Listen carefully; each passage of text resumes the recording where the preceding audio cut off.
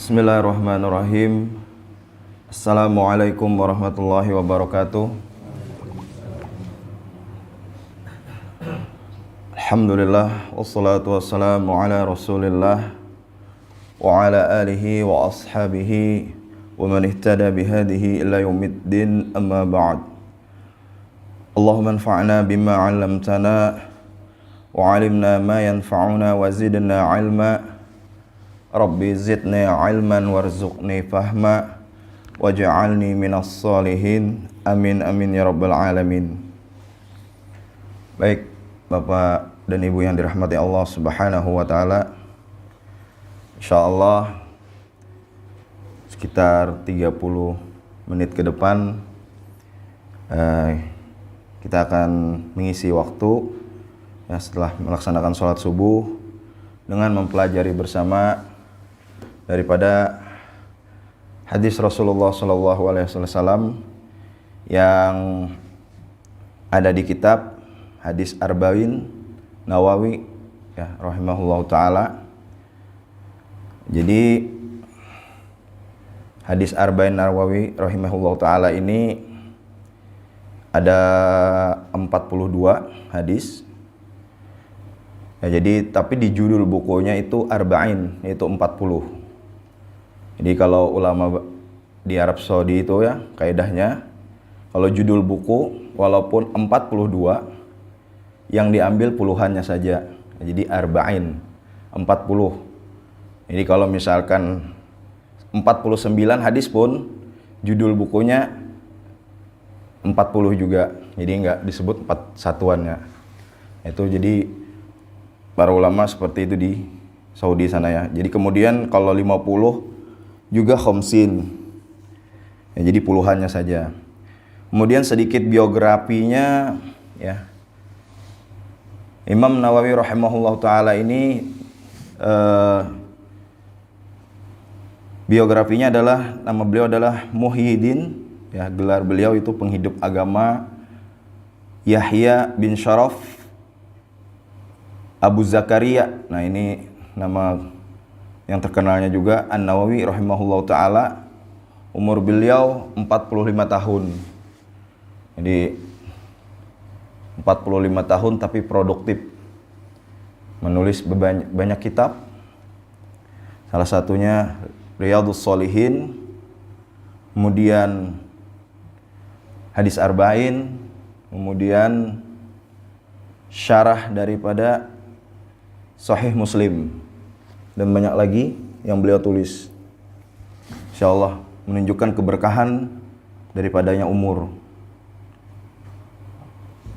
Baik, langsung saja. Jadi dalam 3 pertemuan ini insyaallah kita akan hanya bahas 1 hadis saja, Pak. Jadi hadis Arba'in ini ulun gunakan penjelasannya dari Syekh Muhammad bin Shalih Al-Utsaimin rahimahullah ta'ala. Nah, jadi penjelasan ini bukan dari ulun, penjelasan ini dari ulama juga. Dan alhamdulillah Syekh Muhammad Shalih Al-Utsaimin ini termasuk ulama sekarang yang produktif juga menulis buku. Bapak bisa lihat banyak sekali buku-bukunya terkait bahasa Arab, terkait nahwu, terkait usul fikih, lengkap. Beliau juga produktif. Jadi yang mensyarah atau yang menjelaskan hadis ini pun ya adalah ulama yang produktif. Baik, kita akan baca hadis yang pertama, itu al-hadisul awal. Hadis yang pertama, an Amiril Mukminin ya, dari pemimpinnya para muslim, Abi Hafs ya, bapaknya Hafs, Umar. Nah jadi sahabat ya Rasulullah, yaitu Umar bin Khattab radhiyallahu anhu, itu terkenal dengan namanya Abu Hafs ya, bapaknya Hafs bin Khattab ya. Umar tersebut adalah bin Khattab radhiyallahu anhu ta'ala. Nah semoga Allah meridhoi beliau. Apa? Qala ya, Umar bin Khattab radhiyallahu anhu berkata, sami'tu, kata beliau, Sami'tu, aku mendengar Rasulullah sallallahu alaihi wasallam ya, yaqulu, yaitu Rasulullah bersabda, innama a'malu binniyat. Ya, sungguh amalan-amalan itu tergantung daripada niat. Wa innama likulli imri'in ma nawa. Dan setiap perbuatan itu ya akan mendapatkan dari apa yang dia niatkan. Faman kanat hijratuhu ilallahi wa rasulihi. Siapa yang hijrahnya karena Allah dan Rasul, fa hijratuhu ilallahi wa rasulihi. Nah, di sini ada penjelasannya, Pak. Bapak kita garis bawahi dulu. Faman kanat hijratuhu ilallahi wa rasulihi. Siapa yang hijrahnya karena Allah dan Rasul? Nah, lihat kalimatnya, fa hijratuhu ilallahi wa rasulihi. Nah, di situ siapa yang hijrahnya karena Allah dan Rasul? Coba lihat kalimatnya diulang lagi. Sama persis. Nah, tetapi setelahnya faman kanat hijratuhu ya lidunya yusibuha, siapa yang hijrahnya karena dunia yang ingin dia dapat, atau imra'atin yankihuha, atau perempuan yang ingin dia nikahi. Nah, di sini bedanya, fa hijratuhu ma hajara ilaihi. Ada nggak diulang? Nggak ada kan? Seperti yang siapa yang hijrahnya karena Allah dan Rasul, diulang kalimatnya. Sedangkan orang yang hijrahnya karena dunia atau perempuan yang ingin dia tuju, ya, kalimat setelahnya tidak diulang. Nah, di sini akan kita bahas melalui penjelasan dari Syekh Muhammad Shalih bin Al-Utsaimin.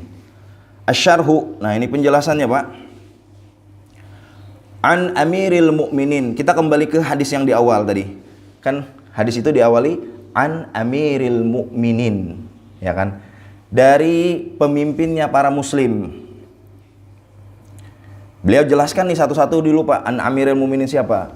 Wa huwa Abu Hafs Umar bin Khattab radhiyallahu anhu. Sepakat kita di sini penjelasannya. Siapa itu Amirul Mukminin yang dimaksud di hadis ini? Yaitu adalah Umar bin Khattab. Umar bin Khattab. Alat ilaihi al-khilafatu bi ta'yini ya Abi Bakrin As-Siddiqi radhiyallahu anhu lahu. Ya, yang mana ya kekhalifahan beliau yaitu Umar bin Khattab, kekhalifahan Umar bin Khattab bita'yin, ditetapkan oleh Abu Bakar As-Siddiq radhiyallahu anhu lahu. Nah, jadi siapa Amirul Mukminin? Ialah Abu Bakar. Ya, siapa Amirul Mukminin tadi? Umar bin Khattab. Ya, siapa Umar bin Khattab? Ya, Umar bin Khattab itu ditetapkan oleh Abu Bakar As-Siddiq. Jadi yang menetapkan beliau sebagai khalifah itu adalah khalifah sebelumnya, yaitu Abu Bakar. Fahuwa hasanatun min hasanatin Abi Bakrin. Dan kata Syekh Shalih bin Muhammad Shalih Al-Utsaimin, ini adalah salah satu kebaikan, salah satu dari banyaknya kebaikan Abu Bakar. Jadi salah satu banyaknya kebaikan Abu Bakar adalah menetapkan Umar bin Khattab radhiyallahu anhu sebagai khalifah selanjutnya. Nah, kemudian wa nasbuhu fil khilafati syar'iyyun, dan penetapan pengangkatan Umar bin Khattab radhiyallahu anhu itu sudah sah. Ya, sah, Pak. Yang menetapkannya adalah khalifah sebelumnya sama pemimpin sebelumnya. Pemimpin sebelumnya sah, otomatis yang pada saat dia menetapkan pemimpin setelahnya ya sah. Seperti itu kalimatnya. Li'annalladzi ayyanuhu Abu Bakrin, karena yang menetapkan Umar bin Khattab radhiyallahu anhu sebagai khalifah siapa? Abu Bakar. Jadi ya sah, pemimpin sama pemimpin yang menetapkannya. Ya. Kemudian wa Abu Bakrin ta'ayyana bimubayyi'ati as-sahabati lahu fis sakifati. Nah, dan Abu Bakar ya, kita kembali, Abu Bakar tadi ditetapkan oleh para sahabat dengan dibaiat, Pak. Dengan disumpah di mana? Di Sakifah. di suatu tempat ya yang tidak jauh dari Masjid Nabawi, sekitar 200 meteran ya, di Bani Saidah, dekat Masjid Nabawi. Ya. Jadi Abu Bakar ditetapkan di situ dulu, Pak. Dibaiat, disumpah setelah wafatnya Rasulullah ya. Ditetapkan di Sakifah. Fa khilafatu syar'iyyatun ka khilafati Abi Bakrin. Ya, maka kekhalifahannya Abu Bakar ya, kekhalifahannya Umar bin Khattab sah seperti Abu Bakar. Jadi beliau sampaikan ya, kalau sudah pemimpin, memilih pemimpin ya sah. Walaqad ahsana Abu Bakrin ikhtiyaron ya. Dan sungguh ya, ini adalah keputusan yang terbaik ya. Dan ketika ya Umar bin Khattab radhiyallahu anhu, ketika ya Abu Bakar menetapkan Umar bin Khattab sebagai khalifah selanjutnya. Nah, itu penjelasan dari hadis an amiril mu'minin, an amiril mu'minin ya, dari pemimpinnya para muslim. Jadi di hadis itu udah tergambar bahwa siapa amirul mu'minin, yaitu Umar bin Khattab. Umar bin Khattab adalah khalifah. Kemudian wa fi qaulihi, dan di lanjutannya yaitu sabda beliau sami'tu. Nah, Bapak kan dia tadi an amiril mu'minin Abi Hafsin Umar bin Khattab radhiyallahu anhu lahu ya, qala sami'tu. Nah, sami'tu ini maknanya aku mendengar. Sami'tu, aku mendengar. Tu-nya itu dalam bahasa Arab itu mendengar saya, Pak. Contoh, memukul doroba. Mau bilang saya memukul, dorob tu. Nah, tinggal tambah tu-nya aja ujungnya. Ya kan? Syaroba, minum. Mau bilang aku minum, syarob tu. Nah, sami'a itu dia mendengar. Mau bilang aku mendengar, sami'tu. Nah, di situ ada perkataan tadi kan, kata Umar bin Khattab radhiyallahu anhu, sami'tu. Ya, aku mendengar katanya. Dalilun ala annahu akhadahu min nabiyyi sallallahu alaihi wasallam bila wasitotin. Nah, ini adalah sami'tu, ini adalah dalil bahwasanya ya Umar bin Khattab radhiyallahu anhu ya itu mengambil hadis ini langsung dari Rasulullah sallallahu alaihi wasallam tanpa perantara. Nah, dengan kalimat sami'tu ya, jadi bisa dipahami itu kalimat itu beliau langsung terima, Pak. Hadis ini langsung dari Rasulullah sallallahu alaihi wasallam.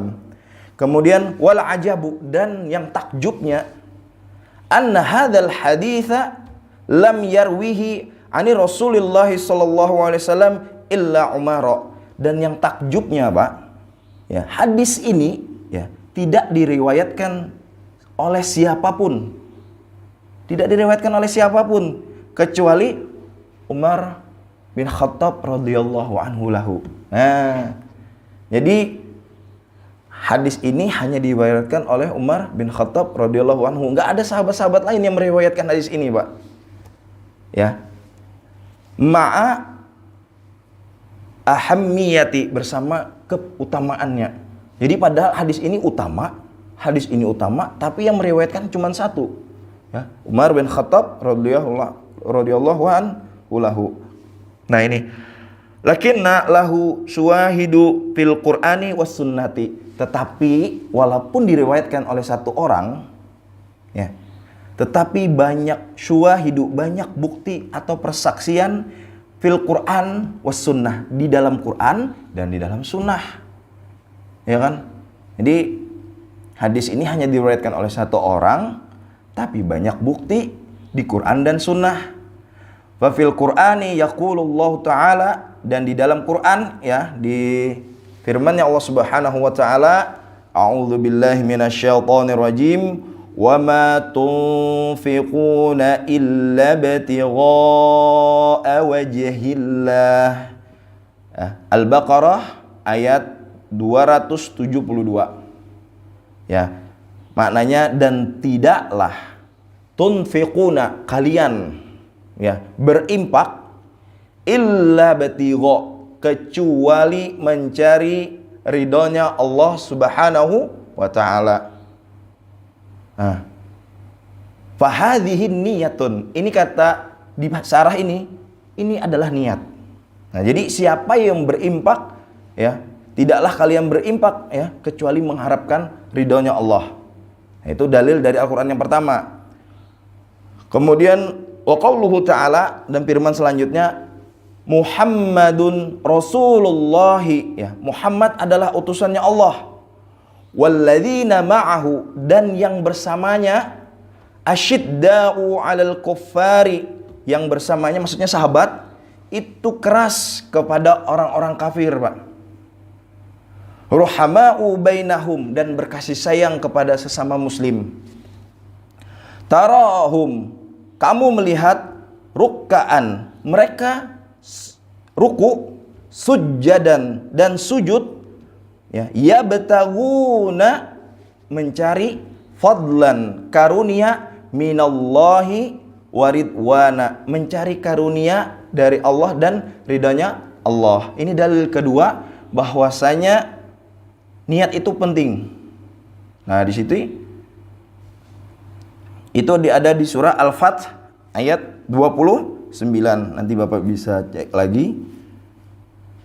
Kemudian wahadhihi niyatun. Nah, ini penjelasannya, ini adalah niat. Nah, kemudian waqala an-nabiy sallallahu alaihi wasallam li Sa'd bin Abi Waqqas. Nah, ini hadis dari Rasulullah sallallahu alaihi wasallam dari Sa'ad bin Waqqas, ya. Wa'lam, dan ketahuilah, annaka, bahwasanya kamu, lan tunfiqa, bahwasanya kamu tidak mengimpakkan, nafaqatan, ya betagi, dengan mengharapkan, biha wajhallahi, dengan mengharapkan ridhonya Allah, illa ujirta, kecuali pahala yang kamu dapat, alaiha, atasnya pahala tersebut, hatta, sampai, mata ja'alahu, sampai apa yang kamu berikan, fi imro'atik, sampai yang kamu suapkan, sampai yang kamu berikan kepada mulut istrimu. Nah, jadi dari hadis itu, nah ini faqala tabtagi biha wajhallahi, dari hadis tersebut kata tabtagi biha wajhallahi fahadhihi niyatun, dan ini adalah niat. Jadi semuanya niatnya, kalau di sini nggak ada niat yang lain, Mbak. Niatnya cuma satu, yaitu mengharapkan ridhonya Allah. Dari Al-Quran, dua yang tadi, Al-Baqarah sama Al-Fath, mengharapkan ridhonya Allah. Dari hadis Rasulullah pun sama, mengharapkan ridhonya Allah. Ya.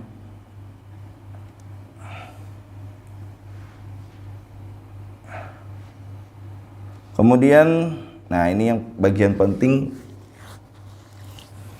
Afwan ya Pak, ini ulun ringkas-ringkas.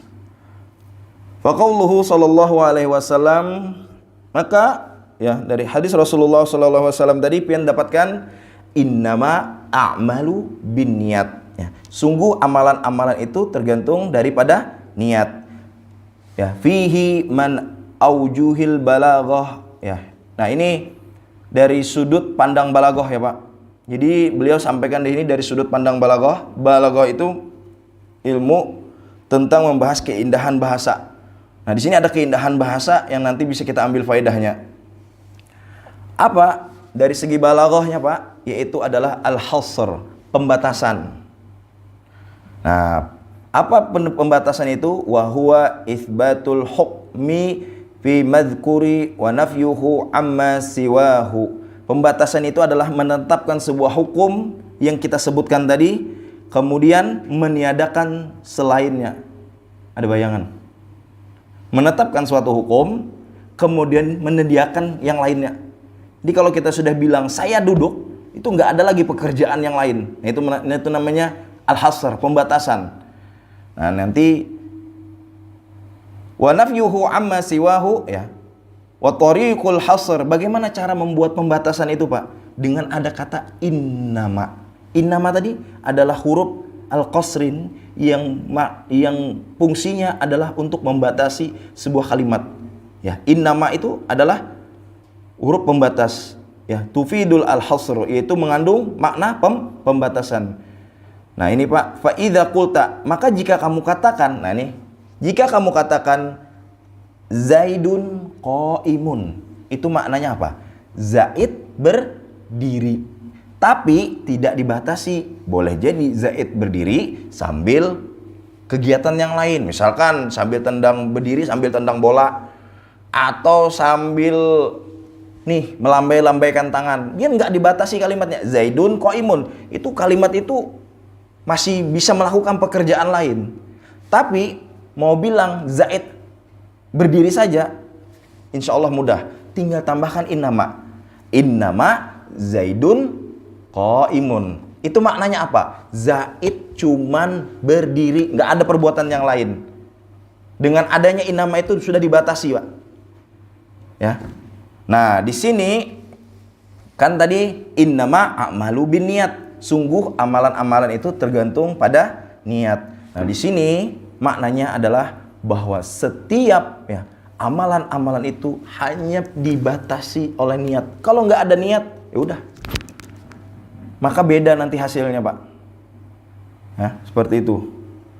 Kemudian,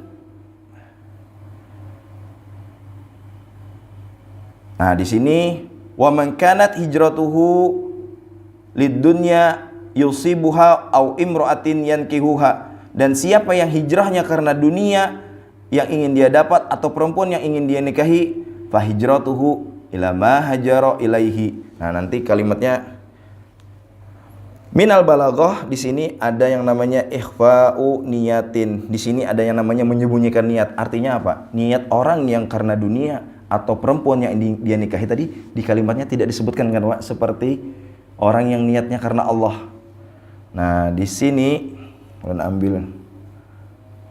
Nah, jadi kenapa ya hijrah yang karena dunia atau perempuan yang ingin dinikahi tidak disebutkan? Nah, di sini secara kaidah balaghahnya di situ ada yang namanya kaidahnya adalah tahkir, menghinakan atau meremehkan orang yang niat karena dunia atau perempuan. Tetapi tidak disebutkan secara langsung.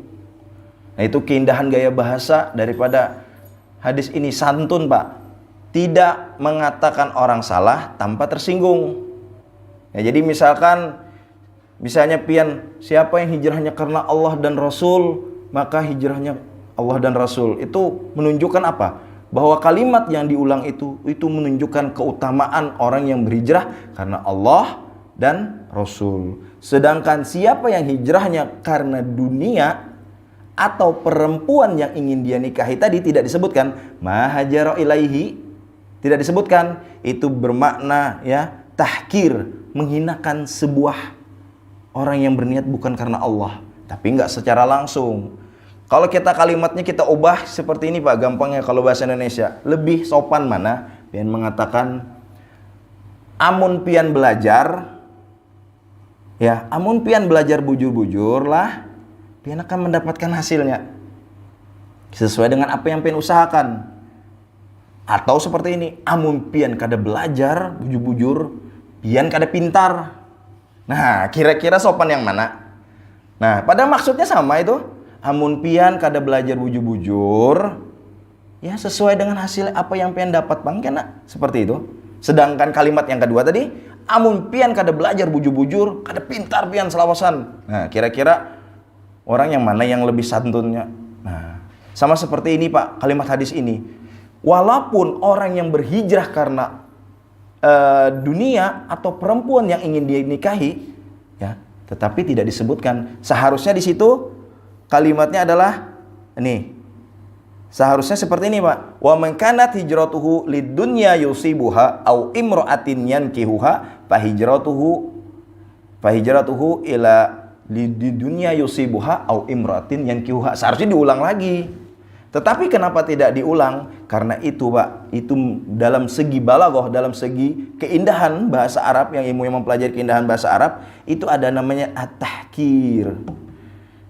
Jadi walaupun kita bujur, cara penyampaian kita pun di sini mengajarkan harus sopan. Jangan kita mengatakan itu mau olah orang bukah. Ya sama seperti tadi, kita memadahkan belajar bujur-bujur. Bila kada, hasilnya sesuai apa yang pengen gawi juga. Amun itu tak manis sedikit sebulik ke rumah orang terpikir, oh ilah yang dimaksud sidin itu bila aku kada belajar bujur-bujur, karena aku kada dapat hasil yang bagus.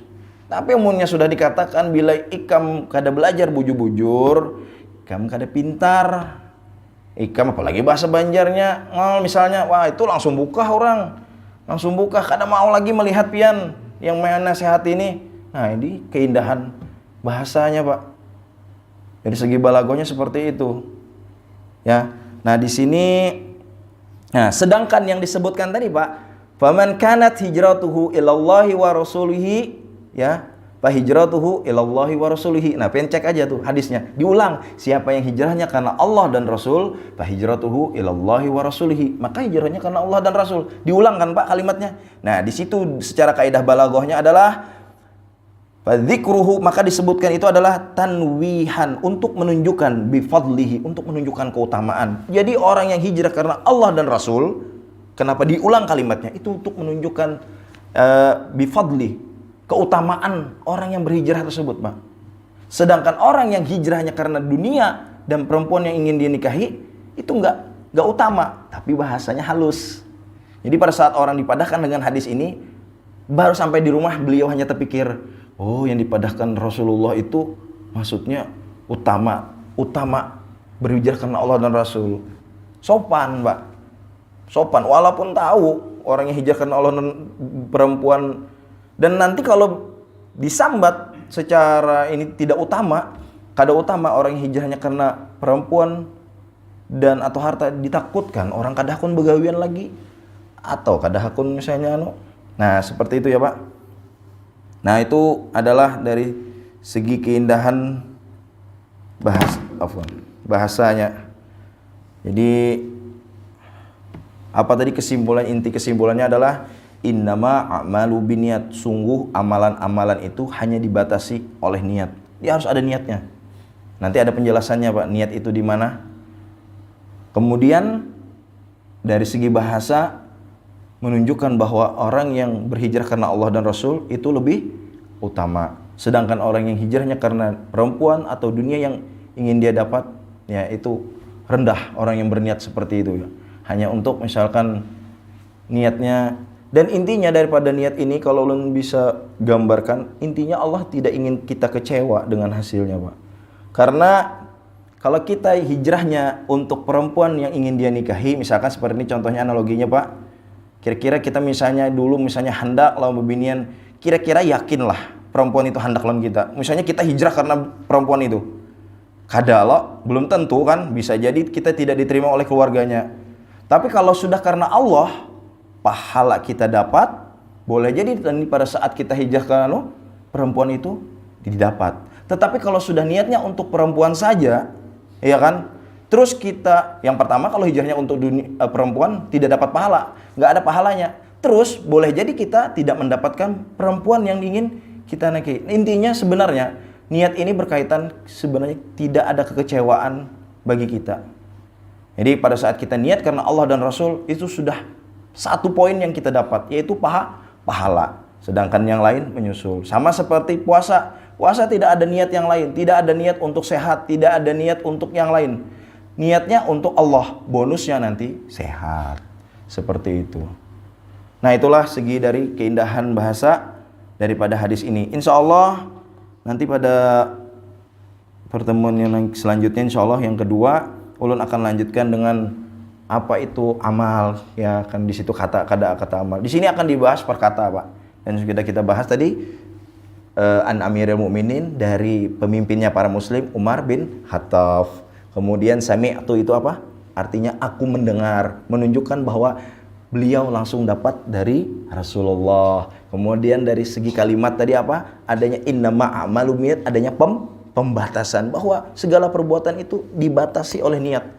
Gak ada niat yang lain, dan niatnya itu apa tadi? Karena Allah dan Rasul, itu bifadli, keutamaan, lebih menunjukkan utamaan. Sedangkan niat yang lain, ya, itu al-khasr, ya, adanya sebuah penghinaan atau peremehan terhadap orang yang berniat itu, tapi tidak disebutkan secara langsung, menunjukkan santunnya, ya, dari hadis Rasulullah SAW ini tidak melukai hati seseorang, walaupun tidak utama, tapi tidak gaspol. Nah, seperti itu. Mungkin itu dulu yang bisa kita pelajari bersama pada pagi hari ini. Mudah-mudahan jadi ilmu yang bermanfaat. Ulun akhiri, subhanakallahumma wa bihamdika asyhadu an la ilaha illa anta astaghfiruka wa atubu ilaik. Assalamualaikum warahmatullahi wabarakatuh.